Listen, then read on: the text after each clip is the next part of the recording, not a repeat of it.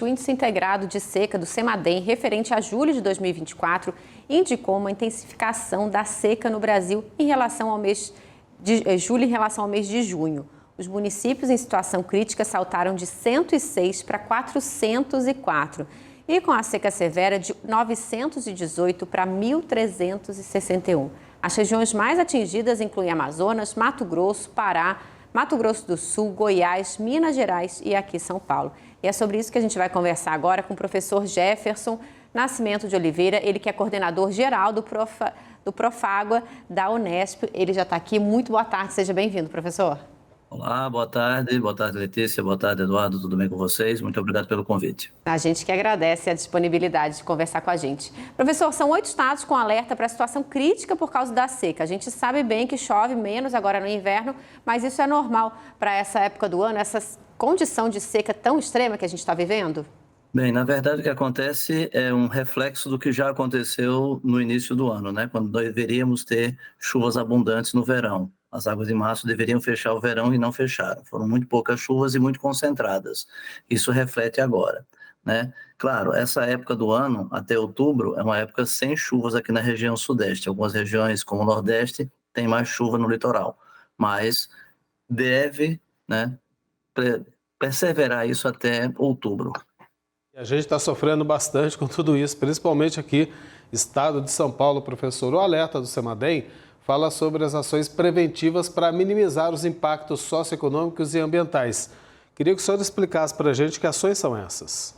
Bem, eu acho que o cidadão comum, né, ele deve procurar sempre fazer o quê?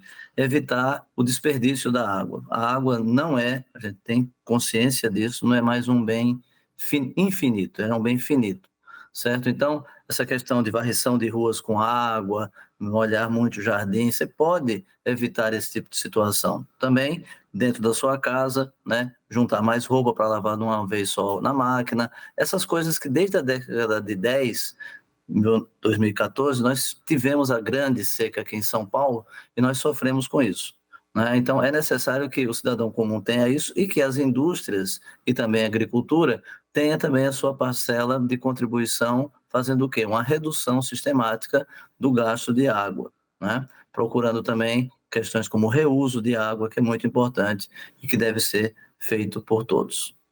E, professor, há riscos de a gente viver uma situação como a seca do Amazonas, que aconteceu no ano passado? Isso pode acontecer nesse ano?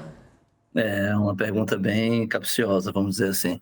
É muito complicado, né? A gente tem agora o fenômeno Laninha. O Laninha deve influenciar também o nosso clima, como o El Niño influenciou drasticamente o nosso clima, né? Criando o quê? Essa bolsão, vocês estão aí, Cachoeira Paulista, o bolsão de quê? De alta pressão que impede a entrada das frentes frias.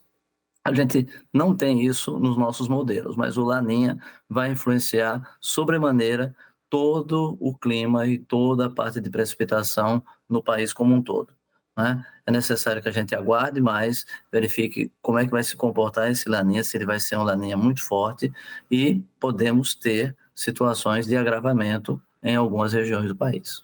A gente está sentindo bastante os efeitos dessa seca, principalmente agora nesse meio de ano, que já é esperado, todo ano acontece, mas dessa vez, professor, a gente está sofrendo de fato, viu? Muito obrigado pela presença do senhor aqui no TJ Aparecido, uma ótima tarde, seja sempre bem-vindo. Muito obrigado, agradeço o convite. Boa tarde. Um abraço. Até mais. Até mais.